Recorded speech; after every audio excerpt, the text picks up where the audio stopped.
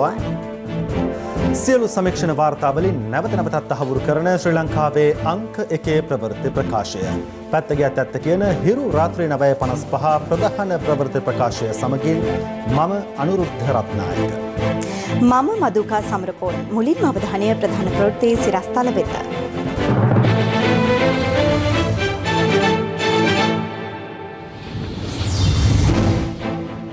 බ්‍රිතාන්‍යයෙන් හමු වූ නව කොවිඩ් ප්‍රභේදය ඉතාලිය ඔස්ට්‍රේලියාව ඇතුළු රටවල් කිහිපයකට පැතිරෙයි.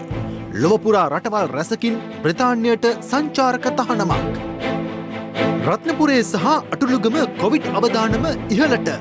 දේශපාලන රැස්වීම් කිහිපයකට එක් වූ ආගරපතන සභාපතිටත් කොවිඩ්. විශේෂඥ කමිටුවේ තීරණය එනතුරු ගාල්ලේ කොවිඩ් දේහයක් ආදාහනය නොකරන ලෙසට අධිකරණ නියෝගයක්. වසර 397කට පසු බ්‍රහස්පති සෙනසුරු ලංවෙයි.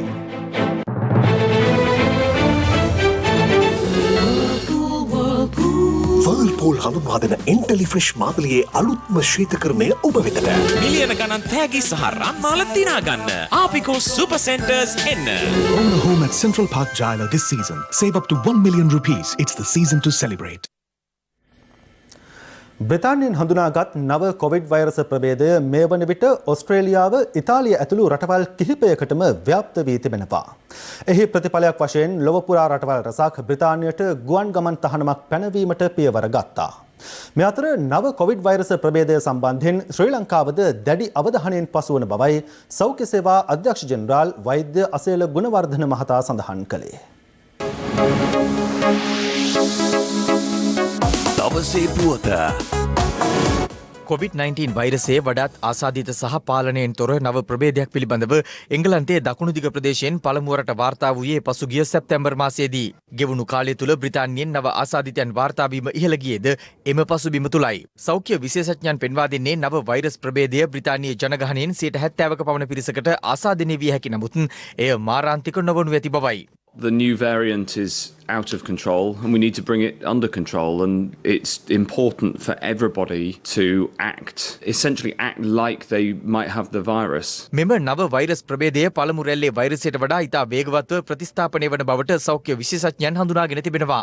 ඒ අනුව එය මිනිසාගේ සෛල බිත්තිවලට ආසාදනය වීම වේගවත් වනු ඇති. නව වෛරස් ප්‍රභේදයේ බලපෑම හමුවේ බ්‍රිතාන්‍ය අග්‍රාමාත්‍ය බොරිස් ජොන්සන් සිය වැසියන්ට නගර අතර සංචරණය කිරීමෙන් වළකින ලෙසට ඉල්ලා සිටි අතර ලන්ඩන් ඇතුළු නගර රැසක ගුවන්තොටුපළ සහ දුම්රිය ස්ථානවල දැඩි තදබදයක්ද දක්නට ලැබුණා. ඊයේ දිනේදී 36000කට ආසන්න රෝගීන් සංඛ්‍යාවක් එංගලන්තයෙන් වාර්තා වෙනවා. අතරම මෙය පසුගිය සතියත් එක්ක සංසන්දනය කිරීමේදී දෙගුණයක වැඩිවීමක් වශයෙන් තමයි සෞඛ්‍ය බලධාරීන් සඳහන් කරන්නේ. ඒ අනුව ඊයේ රාත්‍රියේ 11ට ප්‍රංශය තම දේශීය සීමාව වසා දමන්නට කටයුතු කළා. මේ වන විට ඉතාලිය, ජර්මනිය, බෙල්ජියම, ආයර්ලන්තය, තුර්කිය මේ වන විට තමන්ගේ දේශීය සීමාව වසා දමා තිබෙනවා. එංගලන්තයේ කෝබ්‍රා කමිටුව මේ මොහොත වන විට රැස් වී තිබෙනවා. ඔවුන් තීරණය කිරීමට නියමිතයි මේ සැපයුම් මාර්ග පිළිබඳව ඔවුන් ගන්නා ක්‍රියාමාර්ග. එමෙන්ම මෙම නව වෛරස් ප්‍රභේදය හඳුනා ගැනීමත් සමග අයර්ලන්තය, ජර්මනිය, ප්‍රංශය, ඉතාලිය, නෙදර්ලන්තය, බෙල්ජියම, පෘතුගාලය ඇතුළු යුරෝපා රටවල් මේ වන විටත් බ්‍රිතාන්‍යයට සිදු කෙරෙන ගුවන් ගමන් අත්හිටුවා තිබෙනවා. දකුණු අප්‍රිකාව, තුර්කිය, ඊශ්‍රායලය වැනි රටවල්ද බ්‍රිතාන්‍යයේ සිට තම රටවලට සංචාරකයන් පැමිණීම තහනම් කිරීමට පියවර ගත්තා. අසල්වැසි ඉන්දියාවද පවතින තත්ත්වය සැලකිල්ලට ගනිමින් අනිද්දා සිට මේ වසර අවසානයේ තෙක් බ්‍රිතාන්‍ය දක්වා ගුවන් ගමන් අත්හිටුවීමට පියවරගෙන තිබෙනවා. මේ අතර මෙම නව COVID-19 වෛරස් ප්‍රභේදය පිළිබඳව අධ්‍යයනය කිරීම සඳහා බ්‍රිතාන්‍ය සෞඛ්‍ය බලධාරීන් සමග ඉතා සමීපව කටයුතු කරන බව ලෝක සෞඛ්‍ය සංවිධානය පවසනවා. ඔවුන් පෙන්වා දෙන්නේ බ්‍රිතාන්‍ය සෞඛ්‍ය බලධාරීන්ගේ නිර්දේශ මත නව වෛරස් ප්‍රභේදයේ ලක්ෂණ සහ එහි ව්‍යාප්තිය පිළිබඳව ලොව සෙසු රටවල් දැනුවත් කිරීමට අපේක්ෂා කරන බවයි. ලෝකේ පුරාම අපි දකින ප්‍රවණතාවය තමයි පළවෙනි රැල්ලට සාපේක්ෂව දෙවෙනි රැල්ලේ ඇතිවිය හැකි රෝගීන් සංඛ්‍යාව, මරණ සංඛ්‍යාව අසාමාන්‍ය ලෙස ඉහළ යා හැකි. ඒ නිසා සමස්තයක් විදිහට මේ ගෝලීය වසංගතයේ අධිවසංගත තත්ත්වයක් දක්වා ගමන් කළ හැකි කියන පුරෝකථනවල ඉඳන් තමයි ලෝකයේ විදිහට තීරණ ගන්නෙ. ඒ නිසා ලංකාව විදිහට අපිටත් මේ තියෙන තත්ත්වයන් ඉතාම සමීපව අධ්‍යයනය කරමින් රටක් විදිහට අපි කොහෙටද ගමන් කරන්න කියන එක සම්බන්ධව අවබෝධ කරගනිමින් ඉදිරියට ගමන් කළ යුතුයි. මේ අතර බ්‍රිතාන්‍යයෙන් වාර්තා වූ නව වෛරස් ප්‍රභේදය පිළිබඳව දැඩි අවධානයෙන් පසුවන බව සෞඛ්‍ය සේවා අධ්‍යක්ෂ ජෙනරාල් වෛද්‍ය අසේල ගුණවර්ධන මහතා පවසනවා. ඔහු සඳහන් කළේ හෙට දිනේ රැස්වන කොවිඩ් කමිටුවේත් ඒ පිළිබඳව අවධානය යොමු කරන බවයි. දවසේ පුවත බණ්ඩාරගම අටලුගම ප්‍රදේශයේ යළිත් කොවිඩ් අවදානම ඉහළ ගොස් ඇති අතර එම ප්‍රදේශයේ සිදු කළ PCR පරීක්ෂණ වලින් නව ආසාදිතයින් 195 දෙනෙකු හඳුනාගෙන තිබෙනවා. මේ අතර තවත් ආසාදිතයින් 364 දෙනෙකු වාර්තා වීමත් සමග මෙරට සමස්ත කොවිඩ් ආසාදිතයින් සංඛ්‍යාව 37625ක් දක්වා ඉහළ ගියා. තවත් මරණ 5ක් වාර්තා වීමත් සමග මෙරට සමස්ත කොවිඩ් මරණ සංඛ්‍යාව දැක්වෙන්නේ 176ක් ලෙස.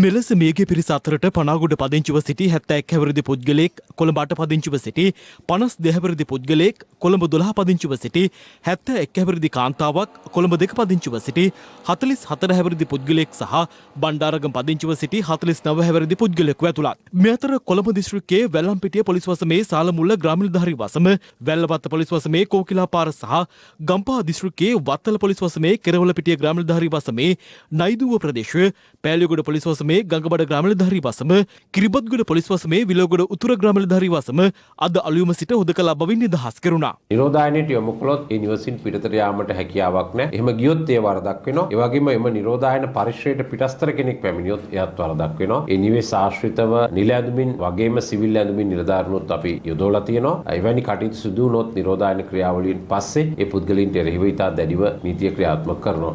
අද පෙරරු 5ට වත්තල හුණුපිටිය විහාරමාවතට පනවා තිබූ හුදකලා තත්ත්වය අද අලුයම ඉවත් කිරීමට නියමිතව තිබුණත් එම තත්ත්වය පෙරරු 10 දක්වා පැවතීම හේතුවෙන් ජනතාව නොසන්සුනුනේ මේ ආකාරයෙන්.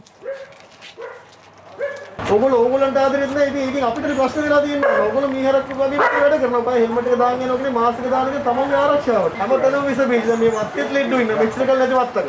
දැන් රෑ 12ට ගලත් මේ වත්තේ වෙලා බලනවනේ ඇවිල්ලා අපි ඕගොල්ලන්ගේ ඉච්ඡාව කිසිම ඕන තමක් නැහැ. මේ අතර වත්තල හුණුපිටිය ජයන්ති මාවත අද පෙරරුවේ සිට සති දෙකක කාලයක් දක්වා යලි හුදකලා කිරීමට තීරණය කරුණේ ප්‍රදේශයේ පැවති අවමගුල් උත්සවයකට සහභාගී වූ 14 දෙනෙකු කොවිඩ් ආසාදිත බවට තහවුරු වීම හේතුවෙන්. මාරයක් වුණත් වැව්වට කමන්නේ මිනිස්සුන්ට කන්න මොන දෙන්න බෑ. කන්න මොන දෙන්න එකපාරට වාපුවා මිනිස්සු කන්න බෙන්නේ කොහමද? යන්න දෙන්නේ නැහැ, එන්න දෙන්නේ නැහැ, වැට යන්න දෙන්නේ නැහැ. දැන් කලින් කිව්වද අද වහනවා කියලා? ඔව් ඊයේ රෑ තමයි කිව්වේ. කොවිඩ් කෙසේ වෙතත් බඩගින්න මැරෙනවා. මේ අතර ආග්‍රපතන ප්‍රාදේශීය සභාවේ සභාපතිවරයාට කොවිඩ් වෛරසය ආසාදනය වී ඇති බවට තහවුරු වී තිබෙනවා. අදාළ සභාපතිවරයා සහ පවුලේ සමීපතමයින්ට පසුගියදා සිදු කළ PCR පරීක්ෂණයකින් ඔහු කොවිඩ් ආසාදිත බව හඳුනා ගැනීමෙන් පසු නිවෙස් නිරෝධායනයට යොමු කර ඇති අතර එම උපදෙස් වලට පටහැනිව ඔහු ජනතාව එක් රැස් වූ රැස්වීම් කිහිපයකටද ගොස් තිබෙනවා. එම රැස්වීම් සඳහා නුවරඑළිය, තලබකැලේ ලිදුල, කොටගල, ආග්‍රපතන, නෝවුඩ්, මස්කැලිය, අබගමුව ප්‍රාදේශීය සභා සහ නගර සභාවල සභාපතිවරුන්, නගරාධිපතිවරුන් ඇතුළු පිරිසක් පැමිණ ඇති බවත් අනාවරණ වුණා. අදාළ පුද්ගලයාට අද සිදු කළ දෙවැනි PCR පරීක්ෂණයෙන්ද ඔහු කොවිඩ් ආසාදිත බවටයි තහවුරු වී තිබෙන්නේ. නිරෝධායනයේ නීති ප්‍රීති වලට පටහැනිව කටයුතු කරලා තියෙනවා නම් තරහතිරම බලන්නේ නැතුව නීත්‍යානුකූලව කටයුතු කරන්න. එතකොට මෙම උත්සව වල පැවතිච්ච වෙලාවේ පිරිසක් හිටියා. ඒ කට්ටියට මොන වගේ සත්‍යයක් මේකත් එක්ක උද්ගත වෙන්න පුළුවන් මේ. ඒකෙදී අපි රිස්ක් ඇසෙස්මන්ට් කියන එක කරලා බලන්න ඕනේ. එතුමා කොච්චර දුරින්ද ඒ අයව ආශ්‍රය කරලා කතා බහ කරලා තියෙන්නේ. ඉතින් සෞඛ්‍ය ආරක්ෂිත පිළිවෙත් අනුගමනය කරලා තියෙනවා නම් අනිත් ප්‍රභූවරුන්ට ගැටලුවක් ඇති වෙන්නේ නැහැ. පසුගිය දිනවල අටලුගම ප්‍රදේශයේ සිදු කරන ලද PCR පරීක්ෂණ 831කින් ආසාදිතින් 195 දෙනෙකු වාර්තා වී තිබෙනවා. ඒ අනුව අටලුගමින් මේ වන විට වාර්තා වන මුළු ආසාදිතින් ගණන 931ක්.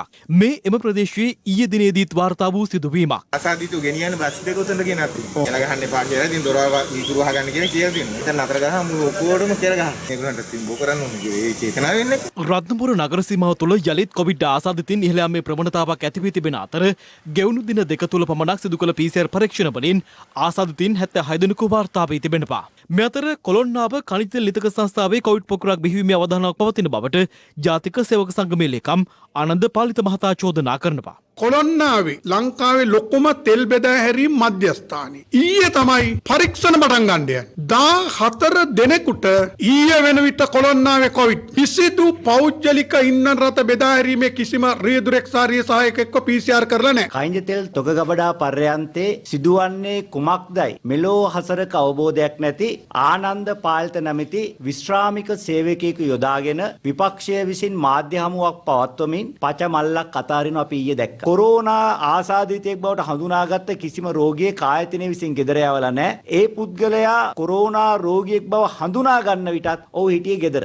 ඒ අනුව ඔහුගේ පළමු ආශ්‍රිතයන්ව වහාම PCR පරීක්ෂණයට ලක් කරන්න ආයතනය කටයුතු කරනවා. ඒ අනුව PCR පරීක්ෂණය රෝගීන් 57 දෙනෙකුට කරන 29ක් ඔහුගේ පළමු ආශ්‍රිතයන්, අනිත් අය අහඹු පරීක්ෂණ මේ සිදු කරගන්නේ පෞද්ගලික අංශේ. 20 වෙනිදා සෞඛ්‍ය දෙපාර්තමේන්තුවේ නිලධාරීන් යොදාගෙන 35 දෙනෙකුට අහඹු පරීක්ෂණයක් කරනවා. ඊයේ කරේ ප්‍රතිඵල අද හවස නැත්නම් හෙට උදේ වෙනකොට ලැබෙවි. අද දිනේ 250 දෙනෙකුට අපි PCR පරීක්ෂණ අහඹු පරීක්ෂණ කිරීමට කටයුතු සියල්ල සූදානම් කරලා තියෙන. අද දිනේ ඒක සිද්ධ වෙනවා. බදාදා දිනේ වෙන විට PCR පරීක්ෂණ වලට ලක් නොකළ සියලුම රෝගීන්ට ඇන්ටිජන් පරීක්ෂාව කරන්නත් මේ වෙනකොට කටයුතු සූදානම් කරලා තියෙන්නේ. ඒ සඳහා අපට සෞඛ්‍ය බලධාරීන්ගේ එකඟතාවය ලැබිලා තියෙනවා. ඒ නිසා විපක්ෂයේ සීනමවන ආකාරයට කොරෝනා කංජ තෙල් පොකුරක් මතුවෙන්නේ නැති බව අපි ඊටම වක්කීමෙන් ප්‍රකාශ කරනවා. මේ කනිජ තෙල් නිතක සංස්ථාවේ සේවකින් 600කට අධික පිරිසකගේ PCR පරීක්ෂණ අද සිදු කළ ආකාරයයි.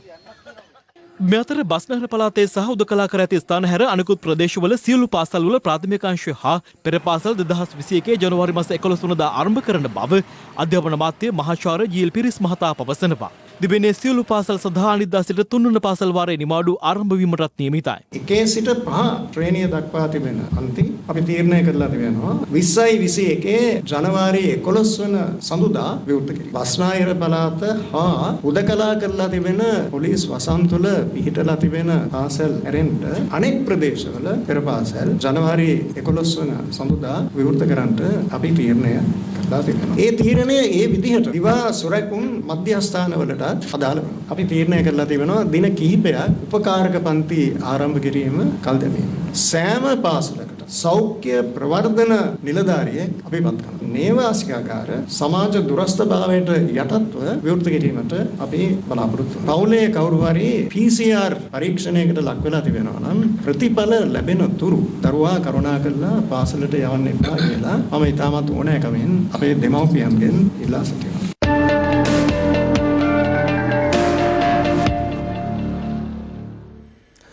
කොවිඩ් මර්ධන ඖෂධයක් යයි පවසමින් කෑගල්ලේ ධම්මික බණ්ඩාර මහතා විසින් නිපද වූ පැණිය අනුමැතිය සඳහා ජාතික පර්යේෂණ සභාවට මෙතෙක් කිසිදු ඉල්ලීමක් ලැබී නොමැති බව එහි සභාපති මහාචාර්ය හේමන්ත දොඩම්පහළ මහතා පවසනවා.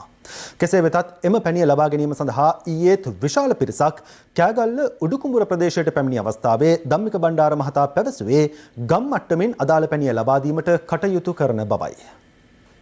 කොවිඩ් වෛරසය මර්ධනය කරන බවට පවසමින් කෑගල්ලේ ධම්මික බණ්ඩාර මහතා නිපද වූ පැණිය ලබා ගැනීමේ අරමුණින් විශාල පිරිසක් කෑගල්ල උඩුකුඹුර ප්‍රදේශයට ඊයේ පැමිණ සිටියේ නිරෝධායන නීතිද නොතකමින්.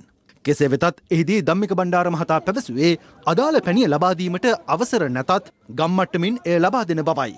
මං හිතනවා මේ වෙනකොට මේ බේත මිලියන 3කට අධික ලංකාවේ මිනිස්සු බීලා තියෙන්නේ. මට තව තියෙන සුළු පිරිසයි. මං මේ හැම කෙනාටම බේත දෙනවා. දිසාපතිතුමා මාර්ගයෙන්, ප්‍රාදේශීය ලේකම්තුමා මාර්ගයෙන්, ග්‍රාම සේවකතුමාලාගේ මාර්ගයෙන් ගමින් ගමට බේත් ගෙනත් දෙන්නයි සැලසුම තියෙන්නේ. තාමට බේත් දෙන්න අයිතියකුත් නැහැ. ඒත් මං මේ බේත සත්ත්ව නිසා ඔප්පුන නිසා මේ බේත දෙන්නේ.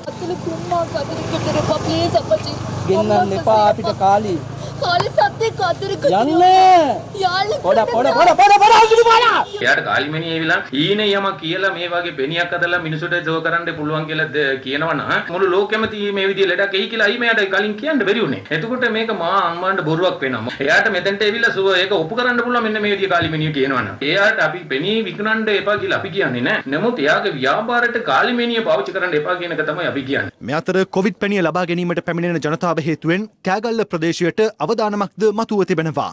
මේ පැණිය පිළිබඳව සෞඛ්‍ය අමාත්‍යාංශයෙන් හෝ වෙනත් ඖෂධ අධිකාරියකින් තහවුරුවක් සිදු කරලා නැහැ. මේ පැණිය ස්ථීරවම කොරෝනා 19 රෝගයට සුදුසුයයි කියා අපි සමස්ත ජනතාවගෙන් කරුණාවෙන් ඉල්ලා සිටිනවා. එම අනුමැතිය ලැබෙන තුරු කරුණාකර මේ අන්දමින් එක්රැස්වීම වළකින ලෙසට මේ අතර නිවේදනයක් නිකුත් කරමින් ජාතික පර්යේෂණ සභාව පෙන්වා දෙන්නේ ධම්මික බණ්ඩාර මහතා නිපද වූ පැණිය එම සභාවේ අනුමැතිය සඳහා ලිඛිත ඉල්ලීමක් ඉදිරිපත් වී නොමැති බවයි. එවැනි ඉල්ලීමක් ලද වහාම ඒ සඳහා අවශ්‍ය කටයුතු සිදු කිරීමට ජාතික පර්යේෂණ සභාව සූදානම් බවද එම නිවේදනයේ සඳහන්.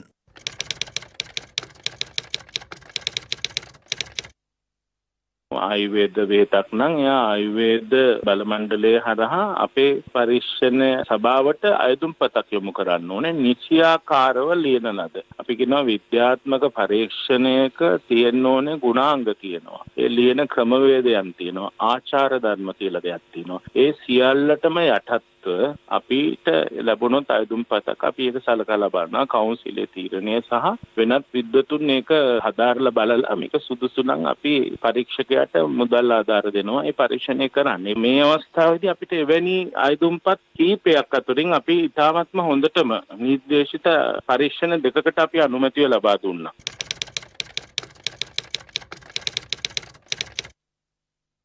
අපිට ඒ පිළිබඳ කතා කරලා කිව්වා අපි එකඟ වුණා. ඒකට ඒ වගේම ඒට විද්වත් මණ්ඩලයක් පත් කරා. ඒ විද්වත් මණ්ඩලයෙන් අපිට ඒ මහතා වෙනුවෙන් ඒ යෝජනා පත්‍රය ලියලා දෙන්න එකඟතාවයක් ඇති වුණා. නමුත් අපිට ඒ යෝජනාවලිය තාම මට ලැබිලා නැහැ. ඉතින් මේක සමාජ මාධ්‍ය හරහා ඇතිවෙච්ච ප්‍රසිද්ධියත් එක්ක ඒ වේගයට අපිට පරීක්ෂණ කරන්න බෑ. ඒ පරීක්ෂණය සුදුසු නැහැ. පසු කාලීන අපිට ප්‍රශ්න ඇති වෙන්න පුළුවන්. ඒක හන්ද අපේ පරීක්ෂණ අපි යන්නේ අපේ ක්‍රමවේදයට.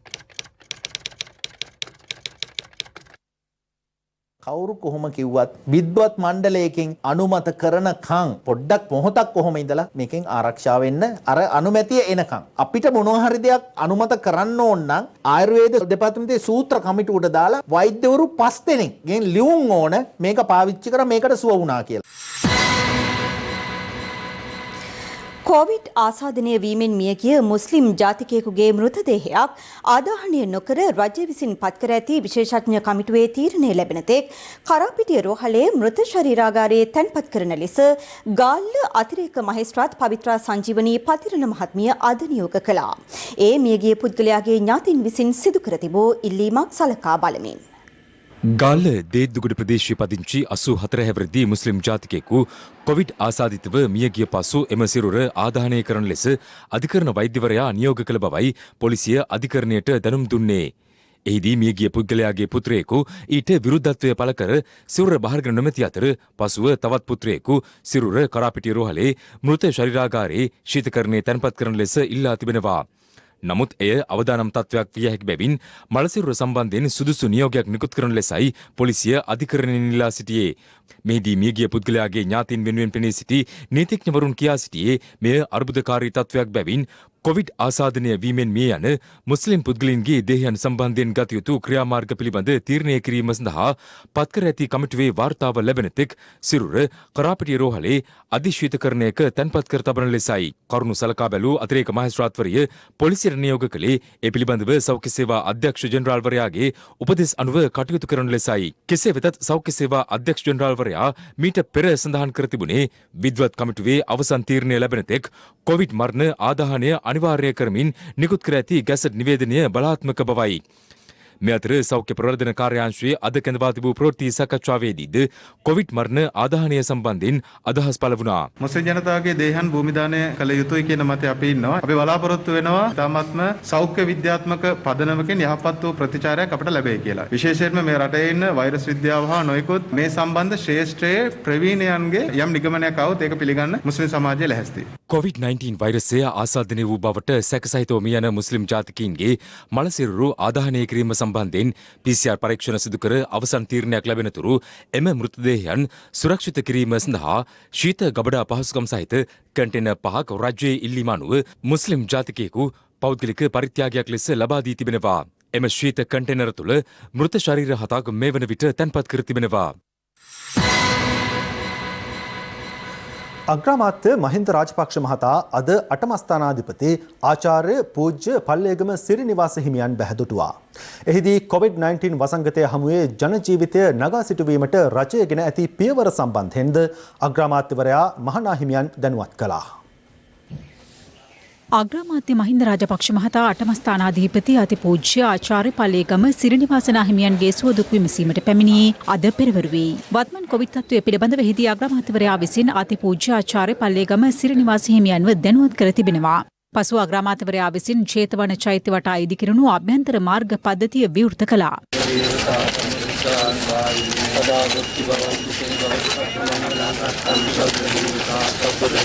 ජේතවන ව්‍යාපෘති කෞතුකාගාරයේ විවෘත කිරීමද සිදු කෙරුණේ ආග්‍රාමාත්‍ය මහින්ද රාජපක්ෂ මහතා අතින්.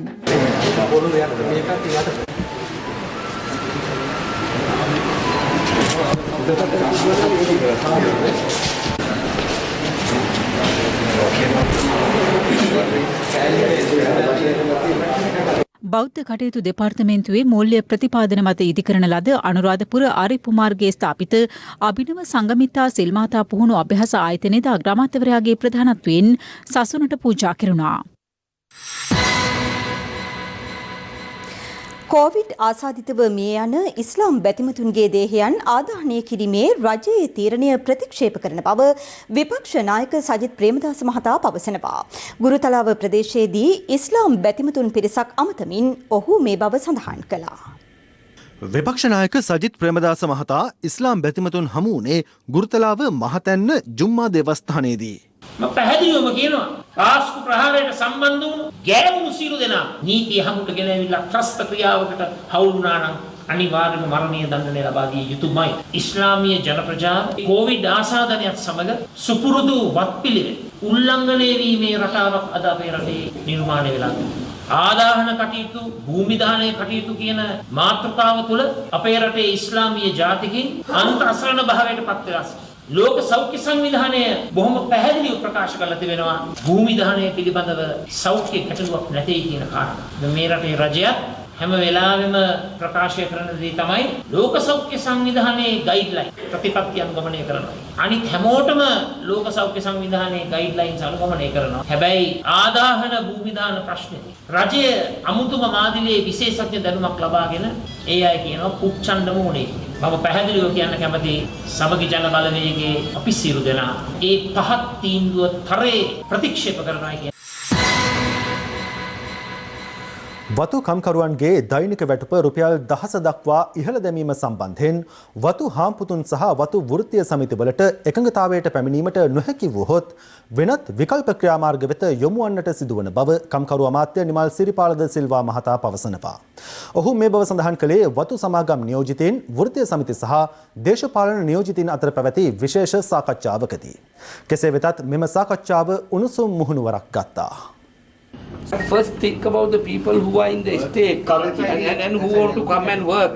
Give them this amount. Thereafter, whatever you want to do, you do that. I can give you a list of many companies right now within the plantation where EPF, ETF has not been paid. Government institution has not paid. So I respect you. We are not mentioning the company's name, sir. You want to mention here, sir? We can't departure from the government norm of giving the minimum wages. So based on that, you prepare a model.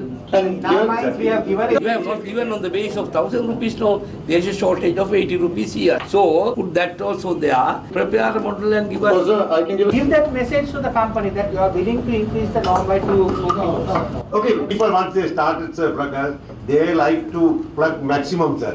They are not lazy. They are plugging. No, listen to me. No, they're plugging. Now you all cut and chop purposely. Some more bring it in. Around this estate, within a week, can't you identify what are the areas where you can't plug this amount? Field එකට 25 දෙනෙක් ප්ලග්ස්ලා දාලා කාංගානිත් එක්ක දාපුවම sir උදේ පාන්දර කියන්න බෑ company එකට මෙච්චර කිලෝ ගණන් කරන්න පුළුවන් කියලා. කාට දෙයියටවත් බෑ sir. If they are plugging 40 kilos, we agree to go on the norm side. When they are plugging only 13 kilos, 14 kilos, the norm has to be 13. No. We initially proposed the production and the revenue share. That is advantageous to everybody. Sir, we'll be practical. It is not possible to put everyone on the revenue sharing model immediately. It's something you have to transition everyone. Agreed. So what I'm saying is let people get the 1,000 till the transition happens. Nothing wrong in that, no sir. Now that's already paid for. Mr. Baja, wait. Sir, wait, Mr. Kanishka. Balan Gore is under him. His managers didn't even come when those two people died. You want to kill the people and get money?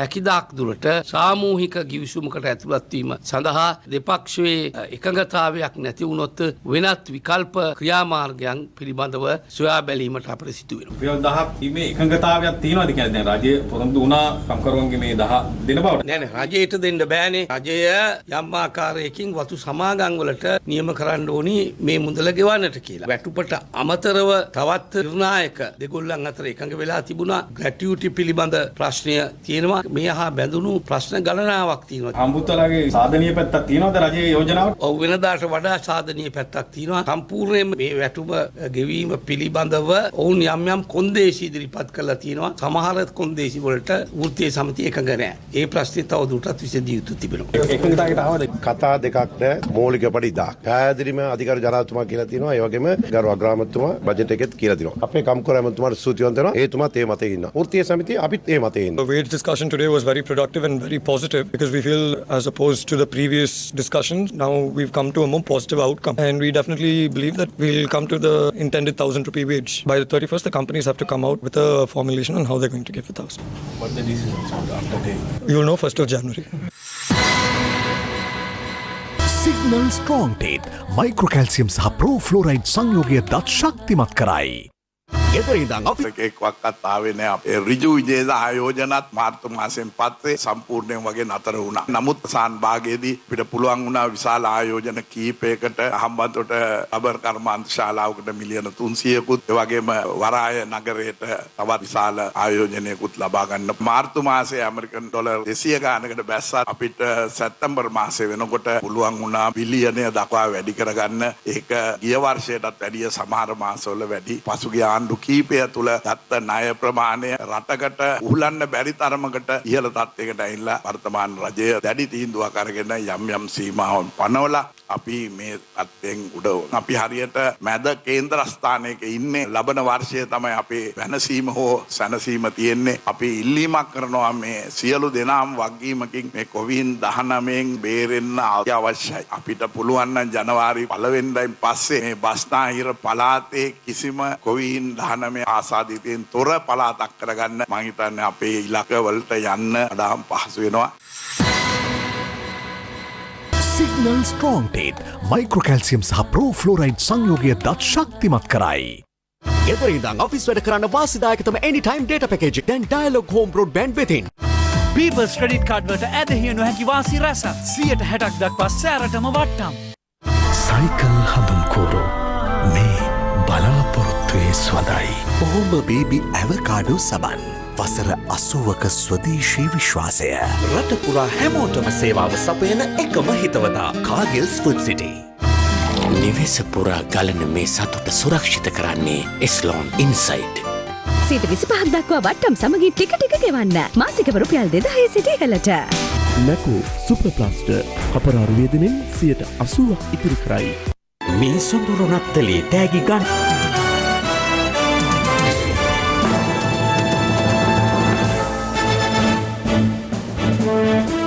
දැන් තවත් දේශීය පුවත් කිහිපයක් සමගින් රටවටා hero. රටවටා hero. COVID-19 ව්‍යාප්තියත් සමග දුෂ්කරතා රැසකට මුහුණ පා සිටින අපේම ජනතාවගේ සුවසහනයෙන් වෙනුවෙන් ක්‍රියාත්මක රට වෙනුවෙන් හිරු සහන යාත්‍රා ක්‍රියාන්විතය යටතේ අබිස්සාපිල රෝහලේ කාර්ය මණ්ඩලය වෙත ආරක්ෂිත ඇඳුම් සහ මුව ආවරණ ලබා දීම අද සිදු කෙරුණා. වසරක සේවා කාලය සම්පූර්ණ බැවින් Taman සේවය ස්ථිර කරන ලෙස ඉල්ලමින් රැකියාලාභී උපාධිධාරී එකමුතුව අද කළුතර මාතලේ මහනුවර ඇතුළු දිස්ත්‍රික්ක කිහිපයක උද්ඝෝෂණ සංවිධානය කර තිබුණා.